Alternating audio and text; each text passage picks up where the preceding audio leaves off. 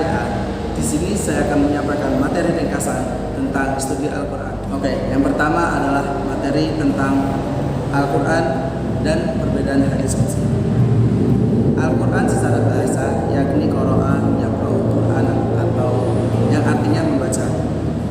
Sedangkan secara istilah adalah Al-Quran adalah kalamullah yang diturunkan kepada Nabi Muhammad SAW melalui perantara malaikat Jibril dengan tujuan agar mendapatkan pahala bagi yang membaca. Kemudian perbedaan dari Al-Quran dengan hadis qudsi yakni Al-Quran, kalau Al-Quran itu lafaz dan maknanya sama dari Allah. Sedangkan kalau untuk hadis qudsi sendiri maknanya berasal dari Allah tapi lafaznya dari Nabi Muhammad SAW. Yang kedua, Al-Quran itu berilah ibadah, sedangkan hadis qudsi tidak berilah ibadah. Oke, materi selanjutnya yakni wahyuan Al-Quran.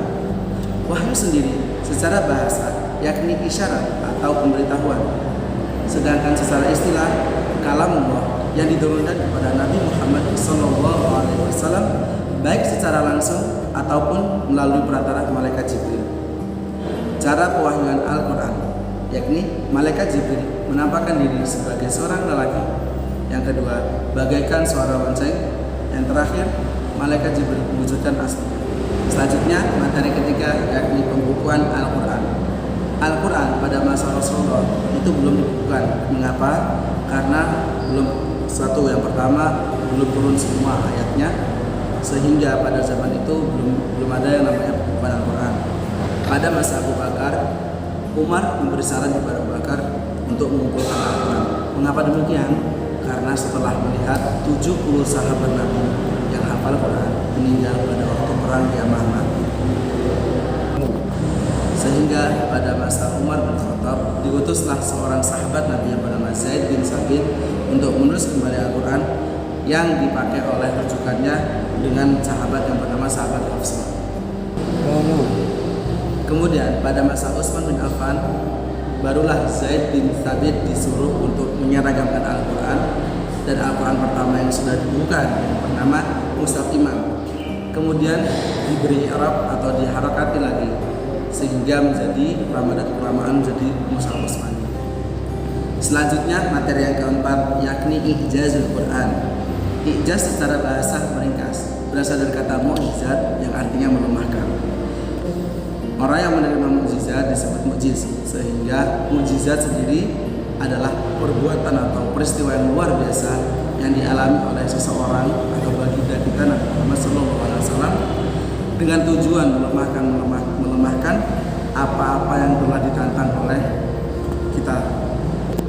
Tantangan Nabi Muhammad yang dialami oleh kaum kafir Quraisy ini pertama, Allah memerintah Allah menurunkan wahyu kepada Muhammad untuk kepada orang kafir Quraisy mengatakan bahwa buatkanlah satu ayat atau satu surah dulu. Akan tetapi orang kafir Quraisy tidak mampu. Akhirnya Allah meringankan lagi dengan membuat satu ayat saja. Apa yang terjadi? Maka orang kafir Quraisy pun juga tidak bisa membuatkannya. Hal ini yang membuktikan bahwa mukjizat Nabi Muhammad lebih baik dan lebih bagus. Selanjutnya yakni materi kelima yakni asbabun nuzul.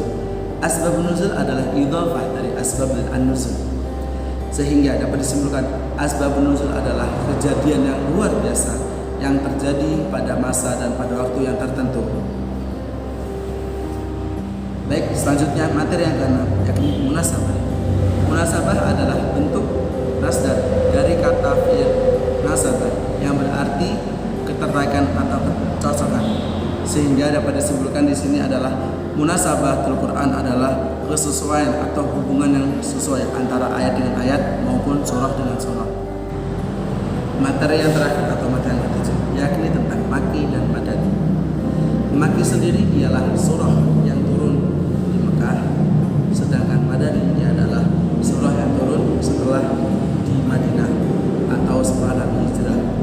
Dari segi ketentuannya, untuk surah Makki atau Makkiyah, maka yang pertama terdapat Fawatih Surah, yang kedua biasa diawali dengan ya ayyuhan nas, yang ketiga biasanya surahnya pendek-pendek seperti lafaz tabbat yada abil lahabi wa tab dan lain-lainnya. Sedangkan dari sisi Madinah sendiri mempunyai keunikan atau khas sendiri, yakni terdapat lafaz ya ayyuhalladzina amanu atau menjelaskan tentang ibadah-ibadah hak dan sebagainya.